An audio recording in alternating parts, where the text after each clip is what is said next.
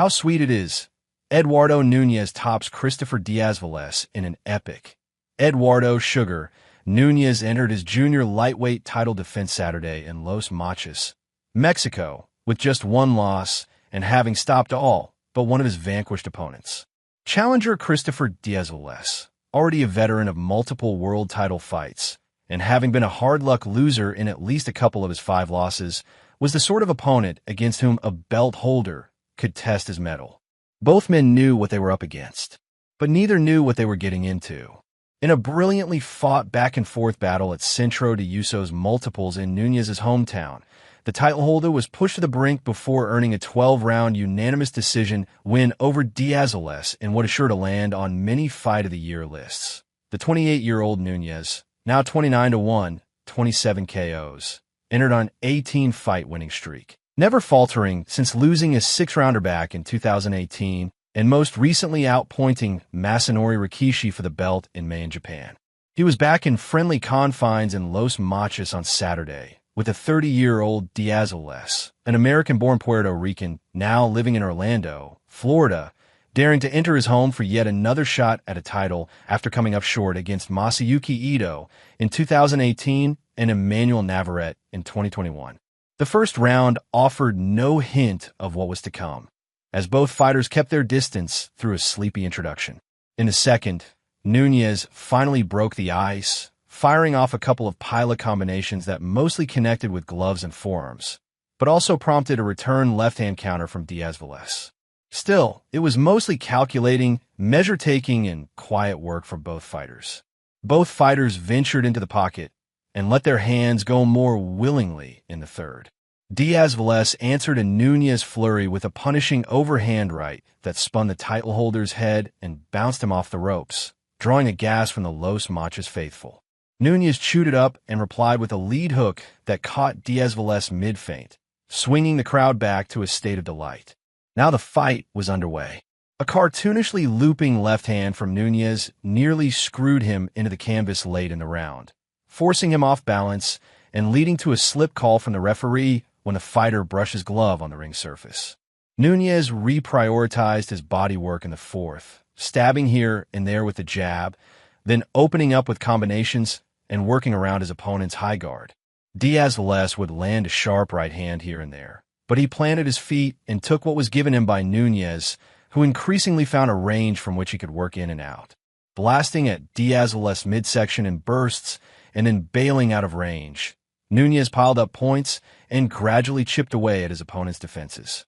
Diaz-Velez reset in the fifth by working off his jab, leading to a few sparkling combinations that gave Nunez pause. Searching for a way back in, Nunez lunged and left himself open to a few stinging counters. Diaz-Velez closed the round with a combination and a long, bootlaces to belly left hook before the bell. It wasn't exactly Corrales Castillo, but the sporadic action was educated, engaging stuff for the aficionado. Nunez flipped a switch in the sixth, stalking Diaz-Velez and pouring on punches as his opponent backed out and kept up his guard. Perhaps sensing a crack in the foundation, the hometown fighter closed the gap and drilled away, facing little return fire from Diaz-Velez, who eventually tucked Nunez's right hand under his elbow to slow the onslaught. Nunez's body work was beginning to pay dividends, and now uppercuts and an occasional right hand were piercing Diaz-Velez defenses. Diaz-Velez finally opened up before round's end, landing a few crisp combinations. He wasn't done yet. With Nunez now standing within range, Diaz-Velez thumped a hook to his ribs and doubled up the left with an uppercut that rattled his opponent's molars. Now standing toe-to-toe, the fighters exchanged, and despite Nunez's well-earned reputation as a terrifying power puncher at 130, Diaz-Velez hung tough, giving as good as he got. In the seventh, Nunez took the initiative, but whenever Diaz-Velez shelled up and seemed unwilling or unable to answer back, he would unspool a calm but effective combination that forced Nunez to rethink. Midway through the round, Diaz-Velez had one of his best sequences of the fight, punctuating one punching blitz with a flush right hand upstairs.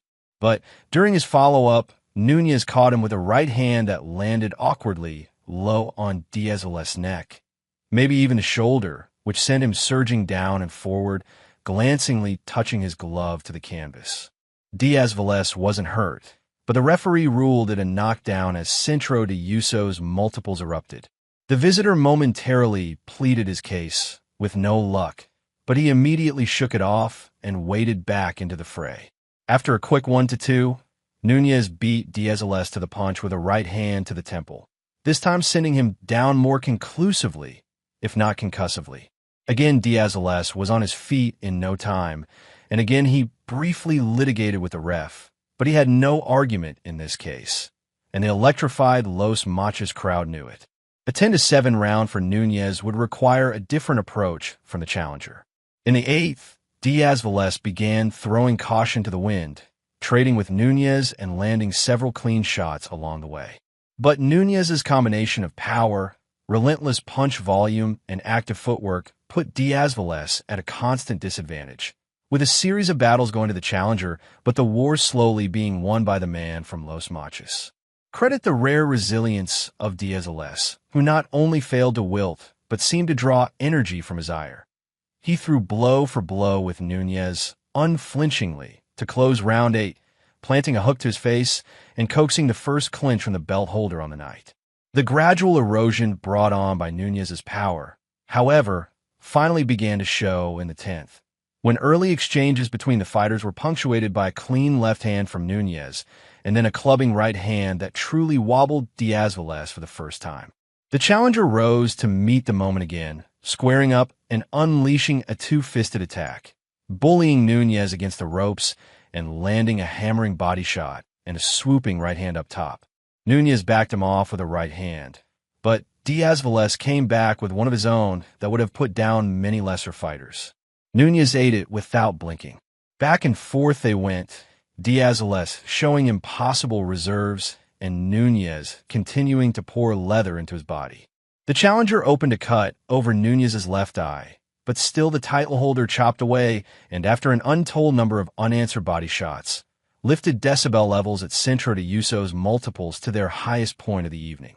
Diaz-Velez, finally on unsteady legs, and Nunez, seemingly nearing the bottom of his fuel tank, yet both still unreservedly spilling their guts, had earned the respect of one another and every observer from Los Machos to Luxembourg.